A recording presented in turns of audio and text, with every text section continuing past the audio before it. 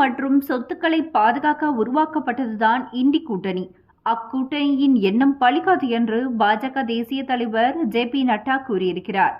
பீகாரில் 2020ஆம் ஆண்டு நடைபெற்ற சட்டப்பேரவை தேர்தலில் பாஜக தலைமையிலான தேசிய ஜனநாயக கூட்டணியில் ஐக்கிய ஜனதா தளம் கட்சியின் தலைவர் நிதிஷ்குமார் அங்கம் வகித்தார். இத்தேர்தலில் பாஜக அதிக இடங்களில் வெற்றி பெற்ற போதிலும் நிதிஷ்குமாரையே முதல்வராக்கியது. ஆனால் 2022ஆம் ஆண்டு ஆகஸ்ட் மாதம் நிதிஷ்குமார் திடீரென கூட்டணியை முறித்துக் கொண்டார். பின்னர் காங்கிரஸ், லாலு பிரசாத் யாதவின் ராஷ்டிரிய ஜனதா தளம் ஆகிய கட்சிகளுடன் கூட்டணி அமைத்து ஆட்சியை தக்க வைத்துக் கொண்டதோடு முதல்வராகவும் தொடர்ந்து வந்தார்.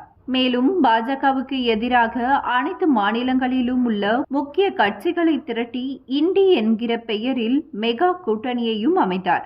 எனினும் இக்கூட்டணிக்குள் ஒற்றுமை இல்லாமல் ஆரம்பம் முதலே குழப்பம் நிலவி வந்தது.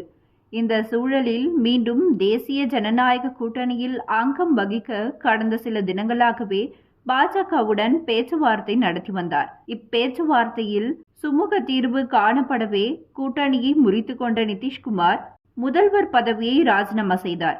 பின்னர் அன்று மாலையே பாஜக ஆதரவுடன் முதல்வராக பதவியேற்றார். இந்நிலையில் இது குறித்து செய்தியாளர்களிடம் பேசிய பாஜக தேசிய தலைவர் ஜே.பி. நட்டா, நிதிஷ்குமார் தேசிய ஜனநாயக கூட்டணிக்கு திரும்பியது பாஜகவுக்கு மகிழ்ச்சியான விஷயம்.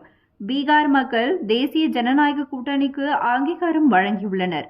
ஐக்கிய ஜனதா தளம் மற்றும் நிதிஷ்குமாரின் உண்மையான கூட்டணி என்டிஏ மட்டுமே. இண்டி கூட்டணி புனிதமற்ற, அறிவியலற்ற கூட்டணி. அவர்களின் எண்ணம் பலிக்காது. குடும்பம் மற்றும் சொத்துக்களை பாதுகாப்பதற்காக உருவாக்கப்பட்டதுதான் இண்டி கூட்டணி. பீகாரில் என்டிஏ ஆட்சி அமைக்கும் போதெல்லாம் மாநிலத்தின் வளர்ச்சி சாதனை படைக்கும்.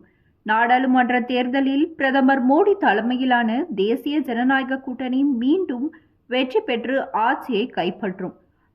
அதேபோல 2025 பீகார் சட்டப்பேரவை தேர்தலிலும் தேசிய ஜனநாயக கூட்டணி மீண்டும் ஆட்சி அமைக்கும் என்று கூறினார்.